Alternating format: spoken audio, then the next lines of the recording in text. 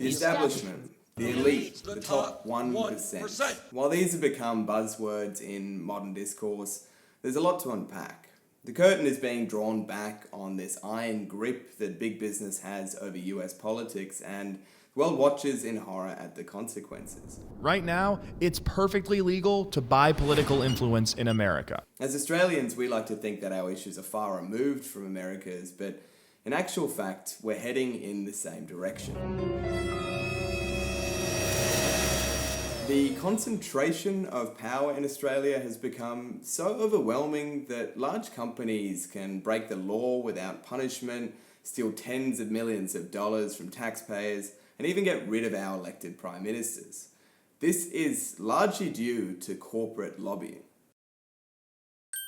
Corporate lobbying is done to ensure that governments decrease taxes, privatise public assets, or cut regulation. To cut red tape and grow the economy. Cut taxes and red tape. Deregulation is important for the future. Company tax cuts, cutting red tape. The government's deregulation agenda. Cut red and green tape. Now obviously, we live in a democracy. It's not as simple as these sort of business executives in their boardroom just clicking their fingers and getting what they want. For the most part, they need public support, or at least compliance. And part of that process starts with businesses giving millions of dollars to think tanks, who grossly exaggerate the pros of business interests while playing down the cons. Research like the IPA's is often considered when governments are making policy.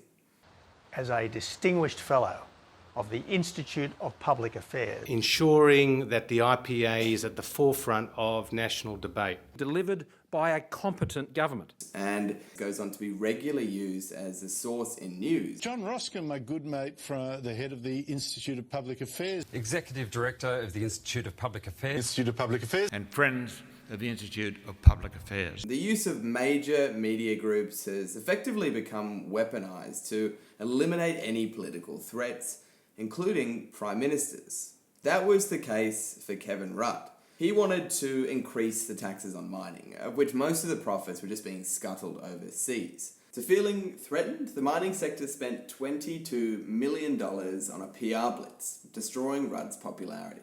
Anti-mining tax advertisements will return to television screens this week. I'm not a miner, but I am concerned. If the price of coal goes up and electricity goes up, won't power bills go up again? You're a loser, Rudd. Axe the tax! Axe the tax! Mr Prime Minister, will you guarantee no one will lose their jobs? I believed that a good government was losing its way. There will be no carbon tax. No carbon tax. No carbon tax. So, we've covered the propaganda producers of corporations with the think tanks, how that information is then peddled through PR and media groups, but not the worm tongues or the little fingers of the world. The tip of the spear, lobbyists themselves. Now, they're professional influencers. No, not those ones, these ones. They meet up with lawmakers and government officials to persuade them to do what businesses want. Getting FaceTime with a minister or even a prime minister can make all the difference in lobbying a cause. Finding 5 minutes in a politician's diary is key. Now, the reason why lobbyists are so effective is because of their deep networks within politics. In fact, almost half of lobbyists are former government officials, meaning they're often former associates or even friends of the people they're persuading. In fact, the chair of the Minerals Council of Australia and the head of the Australian Banking Association were among many lobbyists and executives to pay 10 grand to attend an event whereby they could wine and dine with Liberal politicians, including the Prime Minister Scott Morrison. In that one event, jointly organised by the Liberals and Channel 9, it's estimated they raised a whopping $700,000. You hit the first one. This nefarious business of buying politicians and their allegiance is so established that both the Liberal and Labor Party have a silver, gold and platinum membership for corporations. With the platinum membership costing 110 grand a year, And in Labor's case, it gets you things like policy briefing sessions, meetings with shadow ministers, and even drinks with the leader of the opposition. A personal chat, that's all. No big deal.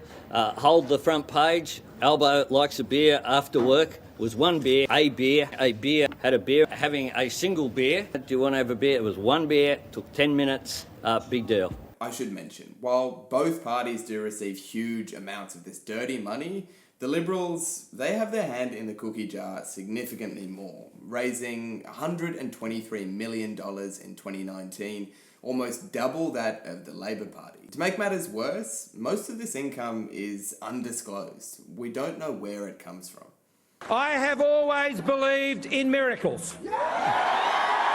With the access granted from these donations, lobbyists can utilise a carrot and stick method. They influence politicians with the think tank research, donations, and perhaps a cushy job after they get out of office. Those who refuse the demands are smeared in the news, receive no big money donations, and are thus held back from senior positions. They are basically using a non-lethal version of Pablo Escobar's strategies with politicians in Colombia. As he used to say, ustedes eligen plata o plomo. In other words, we make or break you. No. In the early 80s, there was just 153 commercial lobbyists. Now there's almost 900 of them. In fact, the broader community of lobbyists could total some 4,000 individuals. That means that our politicians are outnumbered 17 to 1. You might be asking yourself, what can actually be done about all of this? Unfortunately, there is no simple answers. While it is great to see ICAC investigating prominent politicians such as Gladys Berejiklian, it really is only the tip of the iceberg. Australia desperately needs a federal ICAC. But to get a federal ICAC, and importantly, one that's actually effective, we need Australians like you and I to be aware of just how destructive corporate influence is over our society. This needs to be a priority issue for everyone. So I look forward to joining you on a journey of better understanding Australian politics, culture, and important events. With that said, please like, share, and subscribe, and I look forward to seeing you on the next Under the Rug.